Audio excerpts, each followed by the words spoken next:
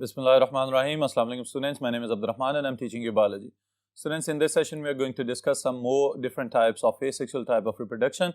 किस तरह से हम animals के अंदर भी asexual reproduction को observe कर सकते हैं और फिर उसके साथ ही साथ टिश्यू कल्चर टेक्निक क्लोनिंग को यूज़ करते हुए किस तरह से पैदावार बढ़ाई जा सकती है, इसकी डिटेल्स बोर्ड पे देखते हैं।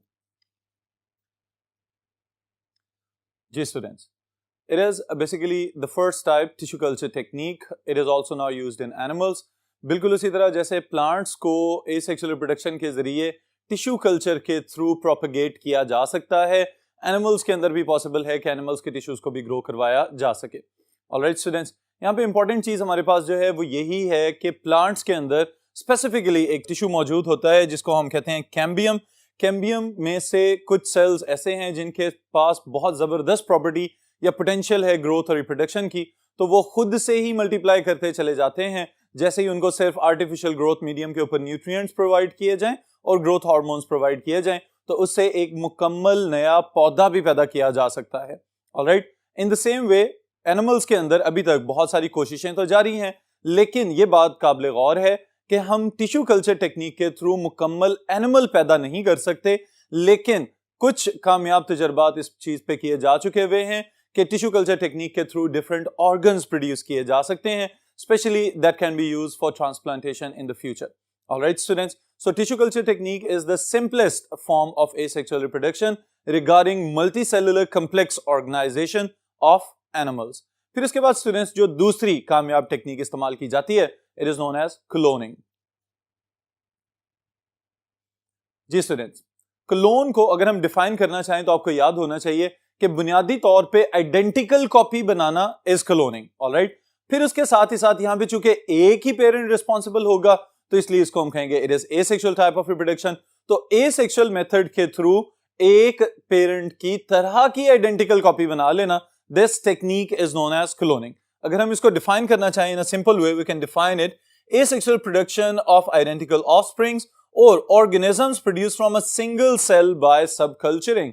यानी कि एक ही पेरेंट होगा, उसी से हम जेनेटिक मटेरियल लेंगे और उस जेनेटिक मटेरियल को किसी दूसरे ओवम के अंदर रख के फिर उसके बाद डेवलप करवाएंगे, ग्रो करवाएंगे, and we will have a genetically as well as phenotypically identical offspring जिस ऑर्गेनिज्म का न्यूक्लियस लिया गया था। तो मैकेनिज्म के जो बेसिक स्टेप्स हैं स्टूडेंट्स, इनको जरा रिवाइज कर लेते हैं। क्या क्या चाहिए आपको? सबसे पहली चीज जो आपको चाहिए, जो टाइप हम डिस्कस करने जा रहे हैं, it is known as somatic cloning. Alright, somatic cloning, और फिर उसके बाद एक और टाइप आप लोगों ने देखी हुई है इसकी, उसको हम कहते हैं ज़ाइगोटिक क्लोनिंग, जिससे आइडेंटिकल ट्विन्स प्रोड्यूस किए जाते हैं। तो उसको हम बाद में देखते हैं, पहले जो सोमैटिक क्लोनिंग वाली चीज है इसको समझ लें। सोमैटिक फ्रॉम सोमा, यानी कि यहां पे सेक्स सेल्स या जर्म सेल्स या जिन्हें हम जनरली गैमीट्स कहते हैं, इनका कोई दारोमदार या कोई अमल दखल हमें यहां पे नजर नहीं आएगा। तो इसका मतलब यह हुआ कि यहां पे सिर्फ सोमैटिक सेल्स ही इन्वॉल्व होंगे और इसके साथ फिर हम फर्दर एक ऑफस्प्रिंग पैदा कर लेंगे। Nucleus, the point number 1 is nucleus from an egg cell is removed और डिस्ट्रॉयड बाय अल्ट्रावायलेट रेडिएशंस। अब ये बात काबिल गौर है स्टूडेंट्स के एग सेल जो है वो हमें क्यों चाहिए, क्योंकि ह्यूमंस की जब हम बात करते हैं तो इनकी डेवलपमेंट के लिए या इवन के एनिमल्स के ऊपर जो हायर वर्टिब्रेट एनिमल यानी शीप के ऊपर जो एक्सपेरिमेंट्स किए गए, वहां पे भी किसी भी ऑर्गेनिज्म की ग्रोथ के लिए हमें एक मैटरनल यूट्रस की रिक्वायरमेंट होती है। तो वो जो मदर की यूट्रस है उसके अंदर एग ही बेहतरीन किस्म की कंपैटिबिलिटी बना सकता है। लेकिन यहाँ पे एक और इंपॉर्टेंट चीज मैं आपको बताता चलूं, वो ये कि जो एग लिया जाएगा अगर ये पहले से ही फर्टिलाइज्ड हो तो ज्यादा अच्छा हो सकता है, लेकिन हम क्या करेंगे, उस फर्टिलाइज्ड न्यूक्लियस को यहां से रिमूव करेंगे, क्योंकि कुछ स्पेसिफिक डिटर्मिनेंट्स होते हैं ग्रोथ के लिए जो रिस्पॉन्सिबल हैं, उनको एक्टिवेट करना या स्टिमुलेट करना बहुत ज्यादा जरूरी है। फिर इसके बाद क्या किया जाता है students, the nucleus from a somatic cell is introduced into the egg cell. जिस भी ऑर्गेनिज्म की आप क्लोन या कॉपी बनाना चाह रहे हैं, आप उसमें से एक सोमैटिक सेल ले लेंगे। नॉर्मली स्टेम सेल्स को लिया जाता है because they have high power of differentiation later on. तो इस वजह से स्टेम सेल्स के अंदर जीन्स को स्विच ऑन स्विच ऑफ करना ये भी जेनेटिक इंजीनियरिंग के पॉइंट ऑफ व्यू से आसान होता है। That's why somatic cell is a preferable donor, लेकिन उन सोमैटिक सेल्स में से भी stem cells is the best preference. Alright, the egg with transplanted diploid somatic cell nucleus develops into an organism genetically identical to the parent. अब ये बात students अपने ज़हन में रखिएगा कि हमने न्यूक्लियस तो उस एग के अंदर इम्प्लांट कर दिया, लेकिन उसके बाद अब इस एग को उठा के वापस यूट्रस के अंदर रखा जाएगा। इसके ऊपर एक स्पेसिफिक लेयर बन जाती है जिसे हम जोना पेल्यूसिडा वगैरह कहते हैं, उसको रिमूव करवाना बहुत ज्यादा जरूरी है। उसको आर्टिफिशियली रिमूव करवा के और फिर इस एग को हम वापस यूट्रस के अंदर रखेंगे, फिर कंसेप्शन होगी और फिर इसी तरह से normal technique will go on. अब यहाँ पे एक बात याद रखिएगा कि ये जो हमें एक बड़ी आइडियल किस्म की एक्सप्लेनेशन यहाँ पे नजर आ रही है, the technique is not that simple.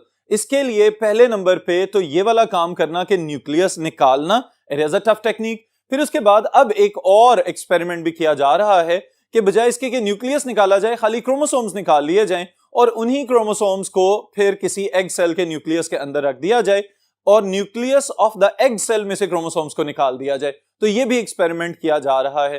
फिर उसके साथ ही साथ स्टूडेंट्स, ऐसा भी मुमकिन नहीं है कि आप जैसे ही न्यूक्लियस इंजेक्ट करें और फौरी तौर पे उसके अंदर फिशन स्टार्ट हो जाए, यानी कि सेल्स डिवाइड करना शुरू हो जाएं। तो इस चीज को भी बड़े गौर से और बड़ी बारीकी से देखना पड़ता है कि क्या हमारे प्रोवाइडेड न्यूट्रिएंट्स और केमिकल्स की वजह से ये जो हम न्यूक्लियस इस एग के अंदर पुट कर रहे हैं, क्या ये किसी डिप्लॉयड जाइगोट की तरह बिहेव भी कर पाएगा या नहीं। क्योंकि अगर इस तरह की पॉसिबिलिटीज नजर नहीं आती तो बहुत ज्यादा पहले से ये टेक्निक कर लेने के बावजूद बहुत ज्यादा एग्स और बहुत ज्यादा डोनर न्यूक्लियाई जो हैं वो डैमेज होकर जाया भी हो जाते हैं। Alright, even though for the Dolly जिसकी हम बात करते हैं, तो उसके लिए मुख्तलिफ किताबों में बताया गया है कि ऑलमोस्ट 250 या कुछ किताबों में 277 का भी फिगर दिया गया है कि इतने एग्स और इतने डोनर न्यूक्लियाई जाया किए गए और फिर जाके एक कामयाब तजर्बा हो सका in the Roslin Institute. Alright, then is significance. Significance के स्टूडेंट्स जब हम बात करेंगे तो हमें ये पता होना चाहिए कि क्लोनिंग फायदेमंद क्यों है। ये एक तो हमने ये कह दिया कि एसेक्सुअल टाइप ऑफ रिप्रोडक्शन है, तो एसेक्सुअल टाइप ऑफ रिप्रोडक्शन का बुनियादी मकसद क्या है कि हम बहुत ज्यादा डिजायरेबल जीन्स वगैरह को कॉपी करवा सकें और उसी तरह के ऑर्गेनिजम्स पैदा करवा सकें, फिर इस तरह के जानदारों की पैदावार बढ़ाई जा सके कि जिससे इंसानों को ज्यादा से ज्यादा फायदे हो सकते हैं।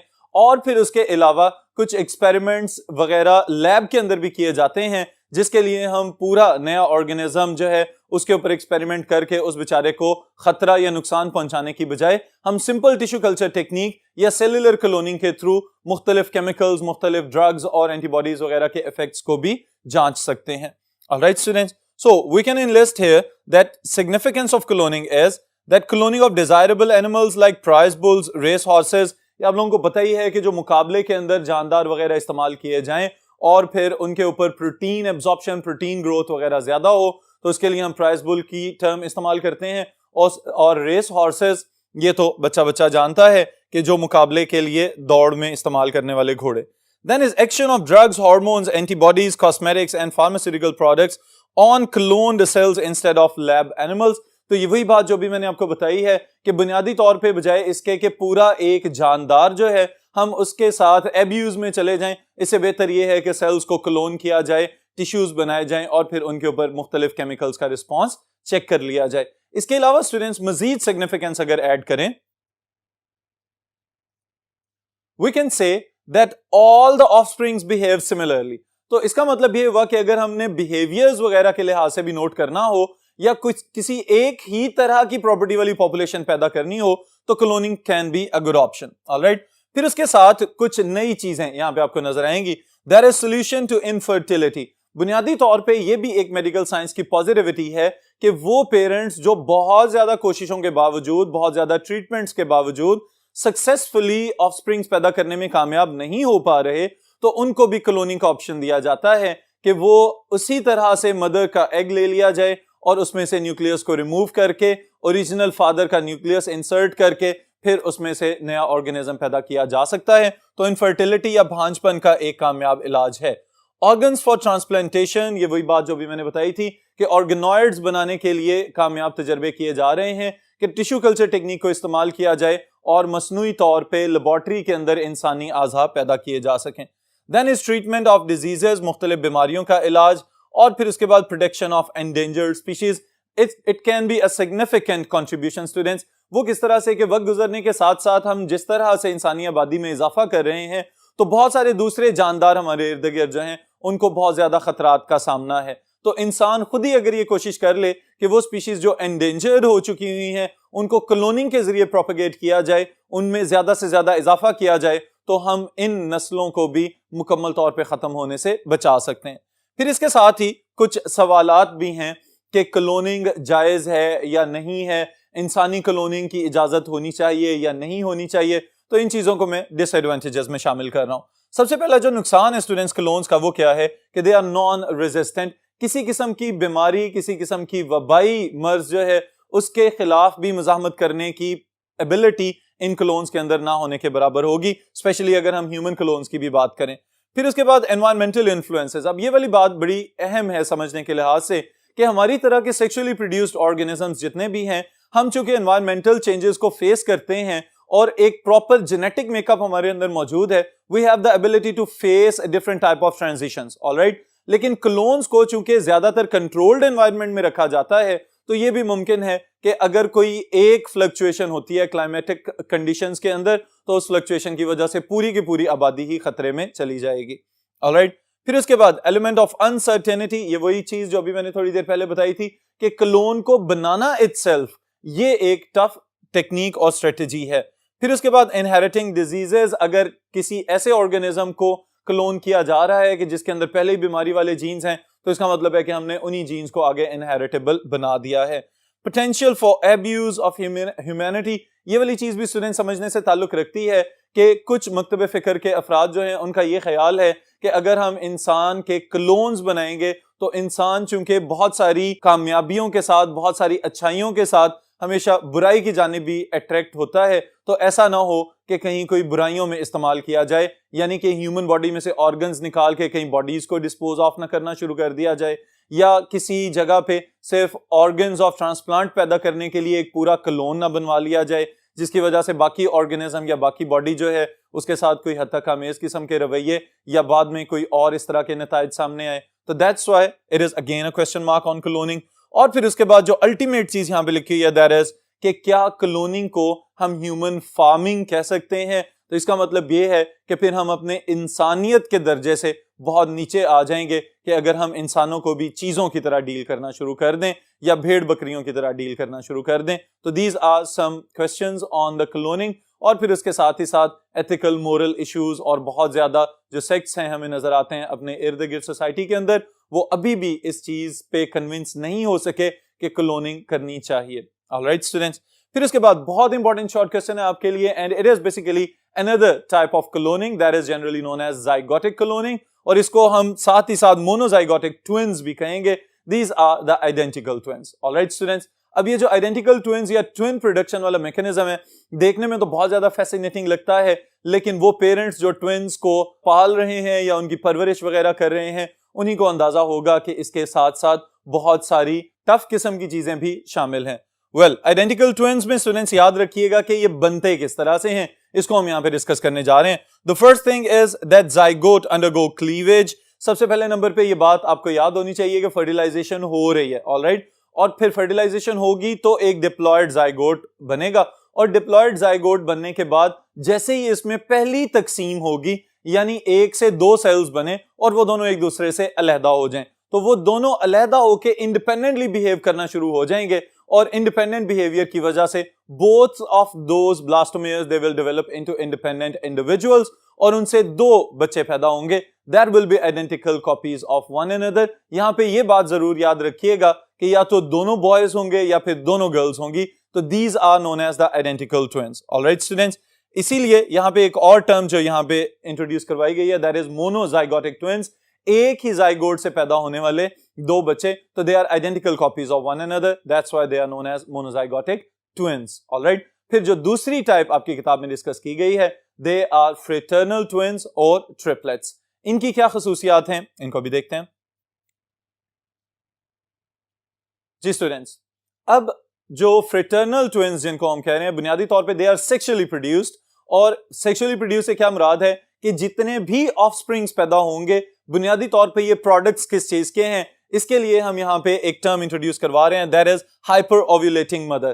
कि नॉर्मली तो हमने ये देखा है कि मदर्स के अंदर या फीमेल्स के अंदर नॉर्मली एक मंथ में एक ही ओवम या एक्टिव या फंक्शनल ओवम प्रोड्यूस होता है with the process of ovulation. लेकिन कुछ मदर्स के अंदर जेनेटिकली इनहेरिटेड होता है या उनकी फिजियोलॉजी के अंदर कुछ इस तरह की चेंजेस आ चुकी होती हैं कि they have the ability to produce 2 और more eggs at the same time.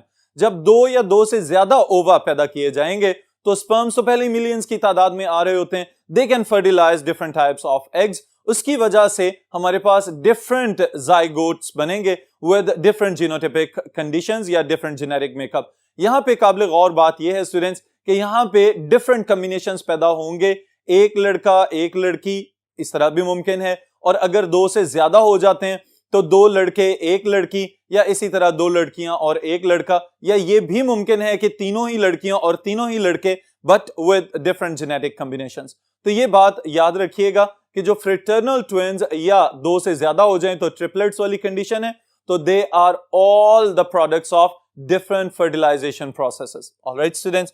So it is the product of the hyperovulating mother.